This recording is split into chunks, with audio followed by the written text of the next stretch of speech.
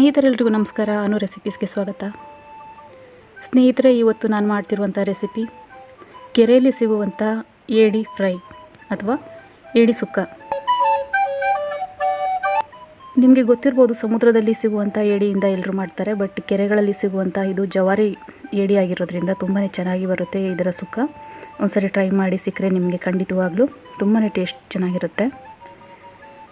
ನೋಡಿ, ಈ ಸುಕ್ಕ ಮಾಡೋದಕ್ಕೆ ನಾನು ಮೊದಲಿಗೆ ಒಂದು ಬಾಣಲೆನ ಇಟ್ಕೊಂಡಿದ್ದೀನಿ. ಆ ಬಾಣಲೆಗೆ ಸ್ವಲ್ಪ ಎಣ್ಣೆನ ಹಾಕಿ ಬಿಸಿ ಮಾಡಿದ್ದೀನಿ. ಎಣ್ಣೆ ಬಿಸಿಯಾದ ನಂತರ ಒಂದು 2 ಗೆಡ್ಡೆಯಷ್ಟು ಬೆಳ್ಳುಳ್ಳಿಯನ್ನು ಸಿಪ್ಪೆ ಸುಲಿದು ಜಜ್ಜಿ ಈ ಥರ ಎಣ್ಣೆಯಲ್ಲಿ ಹಾಕಿ ಫ್ರೈ ಮಾಡ್ಕೊತಾ ಇದ್ದೀನಿ. ಈ ಬೆಳ್ಳುಳ್ಳಿ ಹಾಕೋದ್ರಿಂದ ಸುಕ್ಕಾಗೆ ಒಳ್ಳೆ ಟೇಸ್ಟ್ ಬರುತ್ತೆ. ಈ ಘಮ ಏನಿರುತ್ತೆ, ಬೆಳ್ಳುಳ್ಳಿ ಘಮ, ಅದೆಲ್ಲ ತುಂಬ ಚೆನ್ನಾಗಿರುತ್ತೆ. ನೀವು ಸುಕ್ಕ ಫ್ರೈ ಎಲ್ಲ ಮಾಡುವಾಗ ಬೆಳ್ಳುಳ್ಳಿನ ಈ ಥರ ಹಾಕಿ ತುಂಬಾ ಚೆನ್ನಾಗಿ ಬರುತ್ತೆ. 2 ಗೆಡ್ಡೆಯಷ್ಟು ಈರುಳ್ಳಿಯನ್ನು ಸಣ್ಣದಾಗಿ ಕಟ್ ಮಾಡಿ ನಾನು ಈ ಫ್ರೈ ಮಾಡ್ಕೊತಾ ಇದ್ದೀನಿ. ಈರುಳ್ಳಿ ಕೆಂಪಗಾಗೋವರೆಗೂ ಫ್ರೈ ಮಾಡ್ಕೋಬೇಕಾಗತ್ತೆ. ನಂತರ 4 ರಿಂದ 5 ಹಸಿಮೆಣಸಿನ್ಕಾಯಿನ ಈ ಥರ ಮಧ್ಯದಲ್ಲಿ ಸೀಳಿ ಹಾಕೋತಾ ಇದ್ದೀನಿ. ಹಸಿಮೆಣಸಿನ್ಕಾಯಿ ಆಪ್ಷನಲ್, ನಿಮಗೆ ಇಷ್ಟ ಇಲ್ಲ ಅನ್ನೋದಾದರೆ ಸ್ಕಿಪ್ ಮಾಡಿ. ನೋಡಿ, ನಂತರ ಕ್ಲೀನ್ ಮಾಡಿ ಕಟ್ ಮಾಡಿ ಇಟ್ಕೊಂಡಿರುವಂತಹ ಏಡಿನ ಹಾಕಿ ನಾನು ಫ್ರೈ ಮಾಡ್ಕೋತಾ ಇದ್ದೀನಿ. ಎಣ್ಣೆಯಲ್ಲಿ ಚೆನ್ನಾಗಿ ಬಾಡಿಸಿ, ಇಲ್ಲಾಂದರೆ ಸ್ವಲ್ಪ ಇದು ಸ್ಮೆಲ್ ಬರುತ್ತೆ.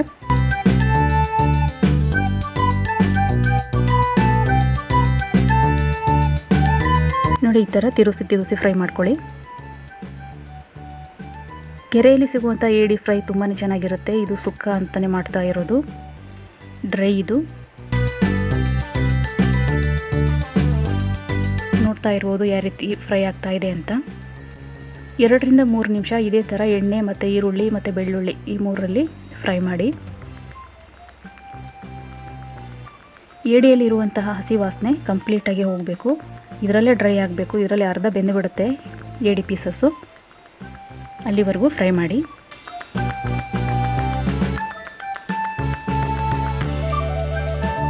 ಏಡಿ ಸ್ವಲ್ಪ ಫ್ರೈ ಆಗಿ ಆದಮೇಲೆ ನಾನು ಟೊಮೆಟೊನ ಹಾಕೋತಾ ಇದ್ದೀನಿ. ಒಂದು ಟೊಮೆಟೊನ ನಾನಿಲ್ಲಿ ಬಳಸಿರುವುದು.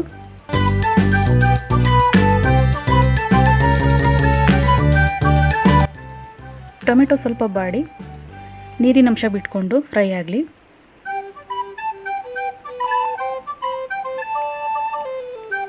ನನ್ನ ಚಾನಲ್ನ ಹೊಸದಾಗಿ ನೋಡ್ತಿದ್ದೀರಾ ಅನ್ನೋದಾದರೆ ಪ್ಲೀಸ್ ನನ್ನ ಚಾನಲ್ಗೆ ಸಬ್ಸ್ಕ್ರೈಬ್ ಮಾಡ್ಕೊಳ್ಳಿ. ಪಕ್ಕದಲ್ಲೇ ಬೆಲ್ ಐಕಾನ್ ಇರುತ್ತೆ, ಅದನ್ನು ಕೂಡ ಆನ್ ಮಾಡ್ಕೊಳ್ಳಿ. ನೋಡಿ, ನಂತರ ನಾನು ರುಚಿಗೆ ತಕ್ಕಷ್ಟು ಉಪ್ಪು, 1/4 ಟೀ ಸ್ಪೂನಷ್ಟು ಅರಿಶಿನ ಹಾಕಿ ಫ್ರೈ ಮಾಡ್ಕೊತಾ ಇದ್ದೀನಿ.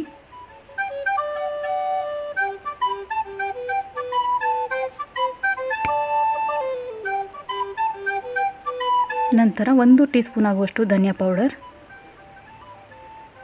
1 ಟೀ ಸ್ಪೂನ್ ಆಗುವಷ್ಟು ಅಚ್ಚ ಖಾರದ ಪುಡಿ ನಿಮ್ಮ ಟೇಸ್ಟ್ಗೆ ಯಾವ ರೀತಿ ಬೇಕು ಅಷ್ಟು ನೋಡಿ ಹಾಕ್ಕೊಳ್ಳಿ. ನಮ್ಮ ಮನೆಯಲ್ಲಿ ಸ್ವಲ್ಪ ಖಾರ ತಿನ್ನೋದು ಜಾಸ್ತಿ, ಸೊ ನಾನು ಜಾಸ್ತಿ ಹಾಕ್ಕೋತಾ ಇದ್ದೀನಿ.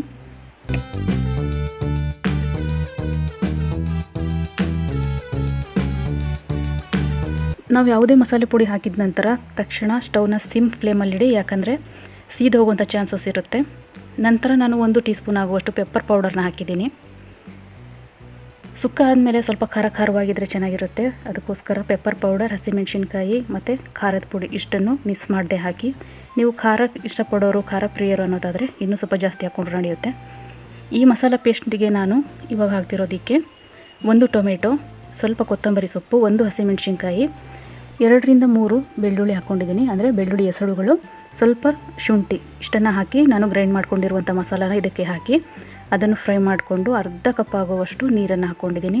ನಿಮಗೆ ನೀರು ಬೇಡ ಅನ್ನೋದಾದರೆ ಸುಕ್ಕ ಕೂಡ ಮಾಡ್ಕೋಬೋದು, ಬಟ್ ಸ್ವಲ್ಪ ಬೇಯಬೇಕು, ಅದಕ್ಕೋಸ್ಕರ ನೀರು ಹಾಕ್ಕೊಂಡಿರೋದು. ಇದು ಪೂರ್ತಿ ಡ್ರೈ ಆಗುತ್ತೆ, ನೀರೇನು ಉಳ್ಕೊಳ್ಳೋದಿಲ್ಲ ಇಲ್ಲಿ. ನೀರು ಹಾಕಿದ ನಂತರ ರುಚಿ ನೋಡ್ಕೊಳ್ಳಿ. ಫಸ್ಟು ಉಪ್ಪು ಕಡಿಮೆ ಇದೆ ಅನ್ನೋದಾದರೆ ಉಪ್ಪು ಖಾರ ಏನು ಕಡಿಮೆ ಇದೆ ನೋಡಿ ನೀವು ಅಡ್ಜಸ್ಟ್ ಮಾಡ್ಕೋಬೋದು. ನೋಡ್ತಾ ಇರ್ಬೋದು ಏಡಿ ಸುಕ್ಕ ಯಾವ ಥರ ಬರ್ತಿದೆ ಅಂತ. ಹಳೆ ಕಾಲದ ಅಜ್ಜಿಯರು, ಅಮ್ಮ ಇವರೆಲ್ಲ ಚೆನ್ನಾಗಿ ಮಾಡ್ತಾಯಿದ್ರು. ಅವ್ರಿಗಿಂತ ಚೆನ್ನಾಗಿ ನಮಗೆ ಮಾಡೋಕ್ಕೆ ಬರೋದಿಲ್ಲ, ಆದ್ರೂ ಆ ಟೇಸ್ಟ್ ನಮಗೆ ಬರೋದಿಲ್ಲ ನಾವೇನು ಹಾಕಿ ಮಾಡಿದ್ರು ಕೂಡ. ಅಮ್ಮನ ಕೈ ರುಚಿನೇ ಅಲ್ವಾ. ನೋಡಿ, ಇವಾಗ ಕೊನೆಗೆ ನಾನು ಕೊತ್ತಂಬರಿ ಸೊಪ್ಪನ್ನು ಹಾಕ್ಕೋತಾ ಇದ್ದೀನಿ.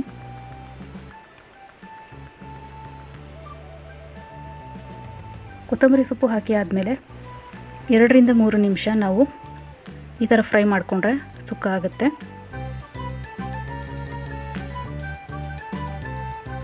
ನೀರಿನಂಶ ಪೂರ್ತಿ ಇಂಗಿ ಡ್ರೈ ಆಗಬೇಕು.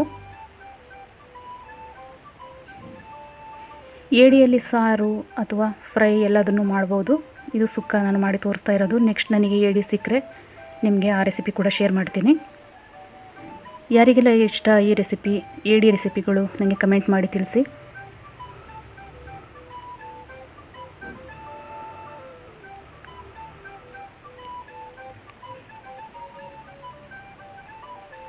ಸೀ ಫುಡ್ ಯಾರು ಇಷ್ಟಪಡ್ತಾರೋ ಅವರಿಗೆ ಇದು ತುಂಬಾ ಇಷ್ಟ ಆಗುತ್ತೆ. ನಂತರ ನೋಡಿ ನಾನು ಕೊನೆಗೆ ಸ್ಟವ್ ಆಫ್ ಮಾಡ್ಕೋತಾ ಇದ್ದೀನಿ. ಸ್ಟವ್ ಆಫ್ ಮಾಡಿ ಆದಮೇಲೆ ನಿಂಬೆಹಣ್ಣು ಅರ್ಧ ಹೋಳಷ್ಟು ನಿಂಬೆಹಣ್ಣನ್ನು ನಾನು ಈ ಸುಕ್ಕಾಗೆ ಹಿಂಡ್ಕೋತಾ ಇದ್ದೀನಿ.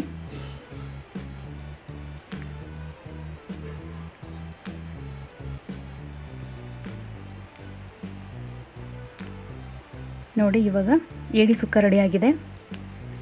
ಈ ರೆಸಿಪಿ ಯಾರಿಗೆಲ್ಲ ಇಷ್ಟ ಪ್ಲೀಸ್ ನನ್ನ ಚಾನಲ್ನ ಸಬ್ಸ್ಕ್ರೈಬ್ ಮಾಡಿ. ಹಾಗಾದರೆ ಪಕ್ಕದಲ್ಲಿ ಬೆಲ್ ಐಕಾನ್ ಇರುತ್ತೆ, ಅದನ್ನು ಕೂಡ ಕ್ಲಿಕ್ ಮಾಡ್ಕೊಳ್ಳಿ. ನಿಮ್ಮ ಫ್ಯಾಮಿಲಿ ಫ್ರೆಂಡ್ಸ್ಗೆಲ್ಲ ಶೇರ್ ಮಾಡಿ, ಅವ್ರಿಗೂ ಕೂಡ ಈ ರೆಸಿಪಿಯಿಂದ ಹೆಲ್ಪ್ ಆಗಲಿ ಅಂತ. ಮತ್ತೆ ಮುಂದಿನ ವಿಡಿಯೋದೊಂದಿಗೆ ಸಿಗ್ತೀನಿ, ಒಳ್ಳೆ ಇಂಟ್ರೆಸ್ಟಿಂಗ್ ರೆಸಿಪಿಯೊಂದಿಗೆ. ಅಲ್ಲಿವರೆಗೂ take care, bye. Thanks for watching.